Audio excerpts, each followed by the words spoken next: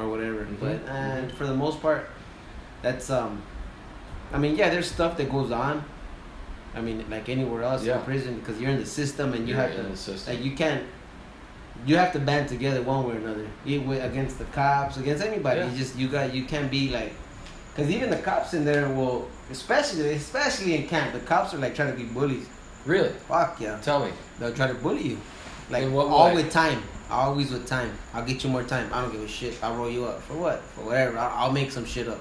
Yeah. And they know, like, okay, they see my shit, I'll just laugh. Like, dude, they fucking send me to Chino, motherfucker. I don't care. Yeah. And then, but like a guy who's only doing like 6 months and they threaten him with 90 days, which is 3 more months. That's a big deal. He's like, oh, fuck, no, man, you know? That's a big deal. They do hold that. Now, let me ask you then about, since we're talking about the cops, what is it, I mean, there's like two a day, right? For like 100 guys. It depends what camp. Yeah, they keep the ratio, I think, is like 1 per 50 or something like that. 1 per 50. Yeah, something like that. And that. they're not armed, right? No, they're not armed. They're not armed. But everybody's going home, though. Why would they be armed? That's the whole point, right? Everybody's going home. But what's interesting to me when you say that, everybody's going home, but it could be 3 or 4 years from now. Yeah, but in the system, it's different. Yeah, it's different. Because you're in camp. Okay. I mean, I've seen guys run away. Really? From camp. Yeah, take off. What? Yeah, fucking dummies. They just take off. Yeah, because they got like 6 years and they go to camp and they have 4 left or 3 left and they don't realize. They don't have perspective. Yeah, exactly. They don't have the perspective. Like, that you're going to run. Where are you going to run to? Yeah. Every guy I seen run away gets caught within a month. Gets caught. Yeah. Yeah, they get caught. Wow. So, tell me, you said you almost died in 2 fires. Tell me. Oh, yeah, in the same camp right there in... Which one? In Oak Glen. Okay. Well, I want to say almost died. Well, fuck, it felt like it. Yeah, I almost died. Well, yeah, hey, if that's... Yeah. I want to hear it, yeah, because we were... Okay, I think it was called the Silver Fire, or it was around the same time as the Silver Fire. Okay. And it was one of the fastest growing fires in... I don't know if it's Southern... I think pretty sure Southern California, because it ended up in Poppy. That's all I remember hearing on the radio. We were up in camp. And it's Oak Glen, so it sits on top of the hill, so you can see Yucaipa, Idlewild, Banning. Yeah. You can see like kind of a good area, and you see a smokestack, so you see smoke coming up, and we're all pumped up. We're like, that's what we lived for at the time. Yeah. That's $1 an hour. You're getting money, right? So yeah. Whatever. And you see this smokestack going up, and we're like, oh shit, it's going down right now. So everybody's waiting for the alarms to go off. So we're waiting. Because you can see it. You can see the. It's middle of the day. It's probably like 10 o'clock. Got it. Like 10 o'clock, maybe a little earlier. And what is it called when the alarm goes off? Just an alarm. Fire alarm. Because Dave was telling me they're called. Was it quacks? The false alarm. Oh, false alarm. Is it quacks? Yeah. Okay, go ahead. Sorry. Yeah, but see, he was at Acton, so Acton is just like always quacks. There's no. Oh really? Fires right here, yeah. There's never no fires right here. You get on you run out there just to know you're coming right back. Got it. So, so you saw the plume of smoke. So you see the plume of smoke or whatever, and then the alarm's not going off for like 5 minutes, and all of a sudden, that plume just dropped. The wind hit it. So as soon as that plume dropped and the wind hit, that it's like a torch now. Got it. So right here, the fire is going up. Going up. Yeah. But as soon as so as soon as the fire hits, as soon as the wind hits this fire, it just turns it into a torch, and this shit just takes off. And as soon as that shit hit, the stack dropped. All the alarms went out. All the crews went out. So and then on the radio, all you can hear is us. Like, I guess they were sending scouts, right? So they send scouts. Hey, go look over here. Fire. Go check over here. Check to see if there's fire. Check to see if there's fire. Check if there's fire. So then you hear on the radio, we got fire. I forgot where was that. And then I guess I was like one town over.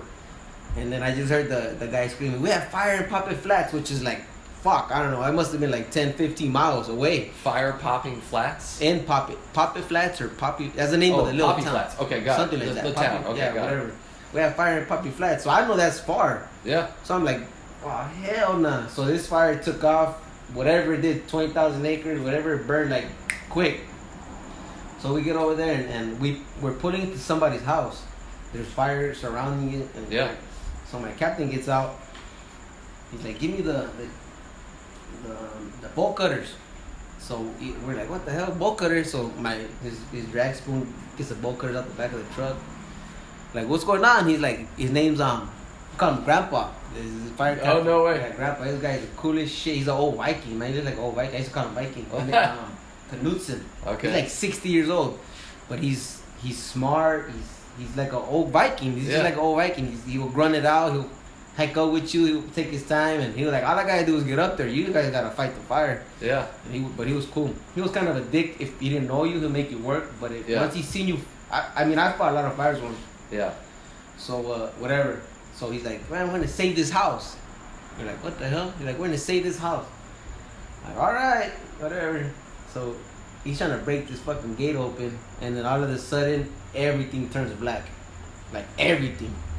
I was like, they don't look. It was the middle of daytime right now. Like, we had like a little light. Everything turned black.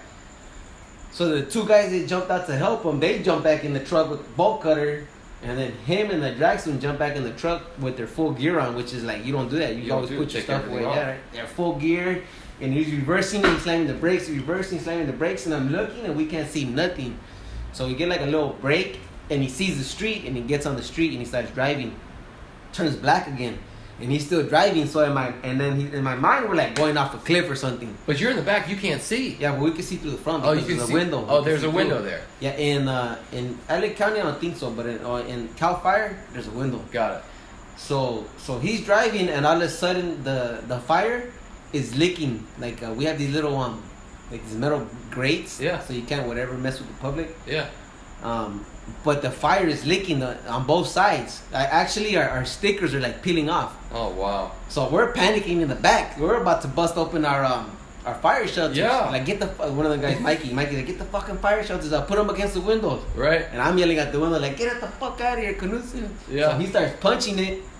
He sees like a little. I see what he sees because I'm like, where the fuck we You're going? looking through there. So he punches it, and then everything goes black again. He slams the brakes, and then there's like a little opening. You see like clear light, and he punches it, and I'm like, oh my god, we're gonna crash into a tree. Like I don't know. I'm just picturing that kind of scenario. Yeah. And he breaks through this cloud, and it's like the middle of the daytime again. And I turn around, and it's just black smoke, just a big old cloud. And I'm like, oh my god. Wow. So he's driving, and he pulls over. And I'm thinking he's gonna come and check on us to see, you guys are right. Fuck, he comes, he opens the door, he's like, everybody get out. And I was a saw. He's like, grab your fucking saw, Mikey, grab your saw. And I'm like, oh my god. I said, we almost died right now. He's like, shut up, come on, let's go.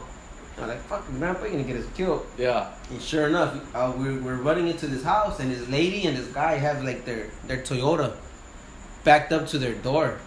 And they're throwing their shit. Exactly, they're throwing shit in their truck. Wow. And he's like, you guys need to go. And the lady's like, no, we're not leaving now. He's like, lady, you need to get the fuck out of here. You're gonna die. And then she's crying like, you need to go now. So she sees how grave the situation is, right? So her husband like, let's go, man. He's here for a reason. So whatever, they go. And he's like, we're gonna save this fucking house. So whatever, right? So I'm like, oh my god. So we start grabbing. So me, I cut trees. That's what I do. I cut trees and I cut. So he's like, where's the house? So I go to a big ass tree and I start cutting it. He's like, what the hell are you doing? I'm gonna drop this tree away. He's like, oh my god, leave that tree alone. Grab all this shit around this fucking house and basically make the house look naked. Nothing next to it, nothing near it. So how much of a line did you create? So we didn't create a line. Oh. We got everything that could catch fire away from the house. And then after that, well, I'm lying. After that, we created a line. We did a line. And then that smoke hit us. And this fire, it was crazy because there's like a little barn shack, probably like 15 yards from the house. Yeah. Maybe 20. And then, so I'm looking and I start seeing the fire isn't really getting to us. It's like heat, the radiant heat, right? You feel it. Yeah, you feel it.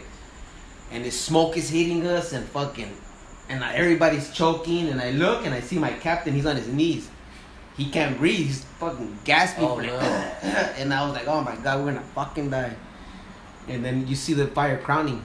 So it's crowning, which means it's coming to the top of the trees. Got it. I'm like, fuck. So I grabbed a little house water hose. And I start wetting the house. I'm wetting the house with the little hose. I'm wetting the house. And he's looking at me. He's like, what the fuck are you doing? You're not gonna put the fire out with that hose. And I was mad already. I was like, I'm not trying to put the fucking fire. I'm trying to keep this house from burning. I'm just trying to get it wet. He's like, all right, that's a good idea. Wet this fucker down. So I'm wetting it. And I'm like, oh my god, we're gonna fucking die. And then, I don't know, at some point, these firefighters, real firefighters or whatever, they come in and they have their engine they have the engine. And then fucking, my My dragsman was like, hey man, why are these fucking firefighters singing in the truck when they have all these holes and they're not even helping us? And so my captain was like, are you motherfuckers gonna get out that truck and help us or what? So they get out, they unroll the hose, and they jump back in the truck. Like, they're scared. They don't want no part of this. Wow. But they have a choice. They can actually say, I mean, we have a choice too, but we trust Knudsen. Yeah. So we have guys, and there's like a couple houses right there, whatever, burning. We start waiting up because you can see the eaves. The eaves will start smoking. They'll catch fire. So we're waiting, all this little shit. And that shack I was telling you about is like, I would say like almost instantaneous combustion. You just hear it cracking. Not fire. No fire hitting No it. fire, just the heat. It's just you hear it cracking. And then you see smoke and then fire. I was like, oh shit. Waiting this house. I'm like, waiting me. I'm fucking waiting everything. And then before you know it, it kind of blows. It went over us. Like we got everything far enough. It kind of like jumped over us and past us. The fire. It like kind of just went. It went over. Yeah, it went over us, around us, whatever it did. And we even seen a cougar running for his fucking life that day. Wow. And I was like, oh my god. And then after that, after the fire passed us, he was like, yeah, you guys, he got us in a line, talked to us, he shook all our hands. He's like, I don't shake too many people's hands. You guys just saved that lady in that man's house right now. You guys should be proud. Wow. And like experiences like that kind of change your perspective on life and what's important, you know? How did it change that for you? Well, just you see, even though people think you're bad or whatever, you can actually do good. And I've always done that in my whole life. But for him to acknowledge that, somebody who I know when coming into us, meeting us, he always looks like, because he's mean. He was like a mean old man. But after that, he loved us. Wow. And then we won a couple other counties. He used to go to bat for us. Yeah. Yeah, Knudsen, Grandpa. And you went to bat for him. Oh, always. Knudsen was, Grandpa. Don't trade Grandpa, we got you. He's always telling that. Don't trade Grandpa, we got you. Wow. Well, yeah. That's a great story. That was a good one. No, thanks for telling me that. That's a really good story. No, that was... I haven't gotten a lot of great stories like that. I mean, that's and the way you tell it, it's really great. It's really vivid. What was the second time? That was all with my first captain. Well, Don Kowalski. Yeah. Well, I say I almost died, but I guess it was just in my head, right? Because, so it was my first time. I was I forgot. I was like a Pulaski or something. I was like towards the back of the line. So wait. So hang on a second. So every time you went to a new camp, did you start over at the bottom? No, this was my first camp, my second camp, but since I didn't really last at the other one. Oh no! Actually, I was with Julius Klein with Siljan. Yeah, Siljan, Captain America, and he made me his first saw. And then I jumped over here. But Kowalski, like, he's a guy that builds you up, right? So he wouldn't just be like, "Oh, you're a saw," and you jump into the front. He'd be like, "Oh, you're a saw. Oh, that's good." But he was in his mind. I already know. Like now, I kind of got the psychological part of it. In his mind, he was already building the guys on his crew, and I was new. Yeah. So he took like one of the weakest guys on my crew, and he gave him, I know Mikey, he gave him confidence, he gave him a saw, like that fool wouldn't want to do shit. Like, fuck man, I can't do that. I'm not going to do it, Cap, nope. And they'll make him hike with it. He broke him down and built him back up to where he was like, he went home a man, not a kid, you know? And so, that's how I was with Kowalski. And we're fighting these fires and we got fucking tornadoes on the trees, because when trees start going up, the fire's so hot, it creates its own weather.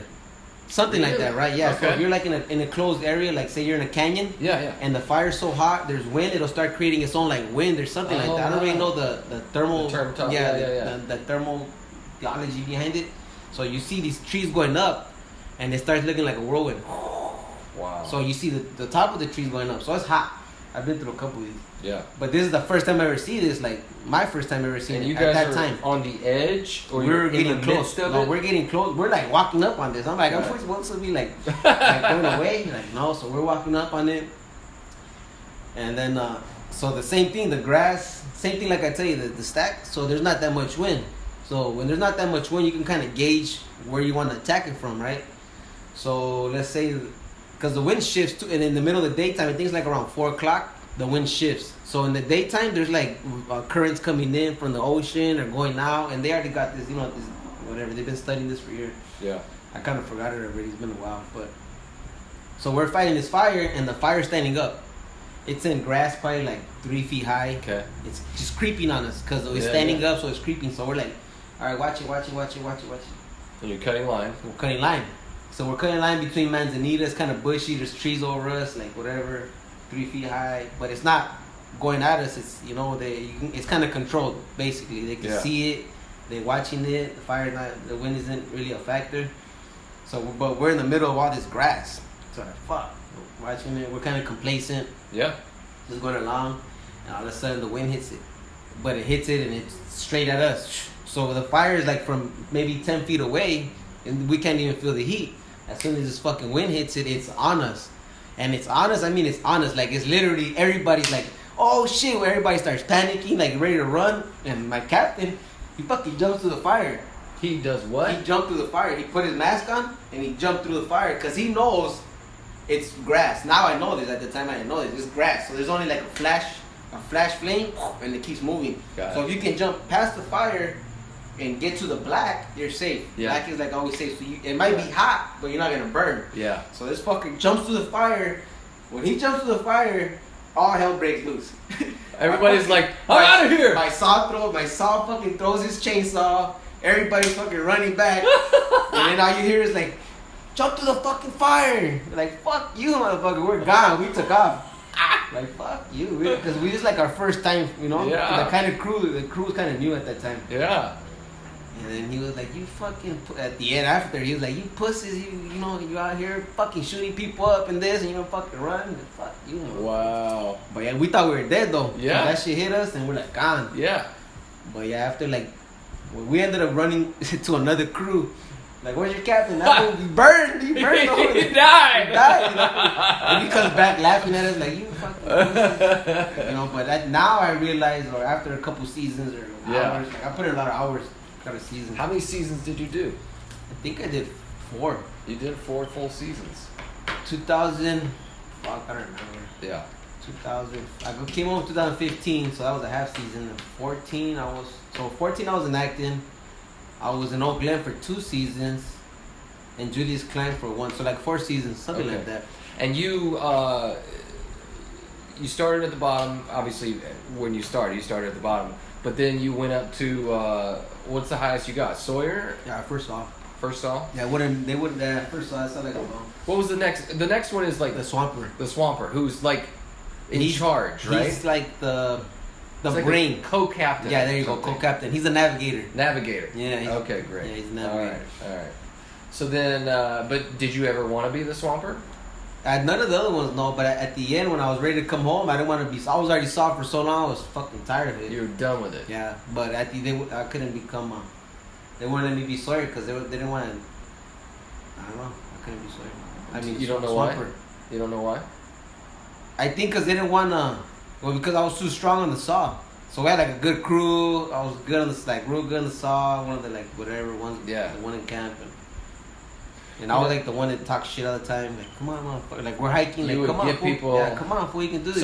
So captains would want you on their crew. Yeah, they would want me to be saw. Yeah. Got it. Because I spoke to a couple people. David was one, and then also this fire captain that I talked to, and I was asking them because they were saying that sometimes the fire captains kind of treat inmates as almost like playing cards. Oh, probably. Like you know, I want this guy on my team. I'll give you this guy. Did you ever see any of that? Nah. Okay. No, right there. Nah, I never seen that. Yeah. Okay. All right. Mm-mm. And what did you think of some of the fire captains you liked? Some of them. Is there anybody that you just hated? Nah. I know everybody has a life. Everybody has Yeah. personalities. Like, Yeah, I used to yeah. tell fools, like, I'm sure they probably, like, you don't know what's going on at their house. They probably Yeah. come over here and they take all your frustration out on you, bro. Yeah. They're probably miserable. If they're miserable here at work and they have a cush-ass job, something's wrong. Yeah. But, yeah, I mean, They were all pretty cool. yeah, most of them. Did anything happen in camp that was like almost, I don't know, almost prison-like in the sense of Like riots and stuff? yeah, anything like that? No, I mean, it's always going to be prison-like because we're prisoners. Yeah. Yeah, it's always going to be prison-like. But I just have this feeling that in camp it's just much looser. It's looser, but at the same, that's what it's looser, but you're going home. Yeah. So it's like, okay, I could snap on this guy. I could fucking kick off a riot, which, Yeah. you know, happens, whatever. It almost happens. But then if you're thinking straight, and you're not like a selfish person, you're not just thinking about yourself. You're like, I'm gonna jump. He's gonna like you got friends in there, whatever, acquaintances. How does that work? How does how do the groups function in camp? Because you have to understand, I have no understanding of David this. is white, Yeah, but he's like half Mexican, so we used to give him shit all the time, like just fucking with him. But he's funny as hell, bro. That guy, Micro. That guy is funny as hell, bro. Yeah. And he was just like, I remember one time he got me so mad I wanted to beat him up. But then I looked at him and I was like, man, I can't beat this. Micro, you know? Like, he's Micro. He just sometimes doesn't know what he's saying because he never functioned in a prison environment. He's that type of guy. Exactly. He just ended up, for whatever reason, he got locked up. And, he's just a normal guy. He doesn't know the politics or the right and the wrongs that we have because it's a different culture. Yeah. So... But what are some of those right and wrongs? Like you said, eating with blacks or whatever. Okay. I mean, I don't know if you ever did that. I'm just saying, or stuff like that, you know? Okay. Or like maybe he was sometimes too cool with the cops. Not him, just sometimes just a person. Yeah, like always talking. Why are you always talking to that fucking cop, dick? Grow weird. Like people trying to be on their phones or people trying to smoke weed or smoke cigarettes and And cops and there's people that always talk to cops because people like I said I smoking weed. Yeah. I smoke weed and then within like 2 hours, 3 hours, or like the next day, they're gonna test me. Got it. Why? Because somebody went. Because somebody talked. Yeah. So snitch. Yeah, Somebody snitches, snitched. yeah.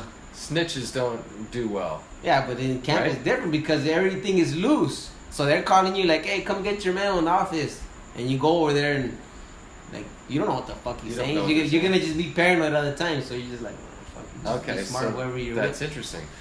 But and also you guys are in dorm settings, right? Yeah. And you bunked interracially, right? Well, I was always I never bunked bunk beds. The bunk beds. You were always with your same beds. Oh, no, you don't know bunks. Okay, so just beds. They're called Cadillacs. We call them Cadillacs, but it's just beds. So right there, everything's open. You call them Cadillacs. Well, yeah, because in jail they have the bunk beds. Yeah. So I guess I don't call them that, but people call them that. Oh, that Cadillacs because you don't have a bunkie. Because you don't have a bunkie. Yeah, but a lot of camps I guess do have bunk beds. Like Julius Klein, they always have problems with that. Okay. Because they try to force you to bunker with different races, and a lot of people don't do that. It's just not gonna happen. So they'd be like, you know what? Send it to Chino. So a lot of guys will roll up right there, and then they'll go to Chino. They won't even go to the camp. Wow. Because. Wow. Oh, who are you in a bunker? No, I can't bunker. You just know, there's an empty bunker over there, but you gotta bunker with him. Like you can't. No. All right, then I gotta go. Got it. They don't even make it to camp. They won't make it to that camp. They'll go to Chino, stay there for 30 days. What happened? The cops know the politics. All right, I'm gonna send you over here. So so you get sent around to a lot. So why did you get sent to 3 different camps? How does that Phones. work? Your phone. I can't get in caught with cell phone. So when it came to contraband, was that your main thing? Well, yeah, I just saw a phone. Yeah. I like phones. Well, of course. Mm. So when you were on your phone, what was it? Facebook? Right? Am I right? Facebook. Okay, so you're on Facebook a lot. Did you make calls a lot? Well, not really. Facebook calls too. I'm so sure. And pretty much everybody has a phone, right? I don't know about it. No, not really. Because a lot of guys don't want phones in there. They're scared to get caught because the cops they're always fucking. Then tell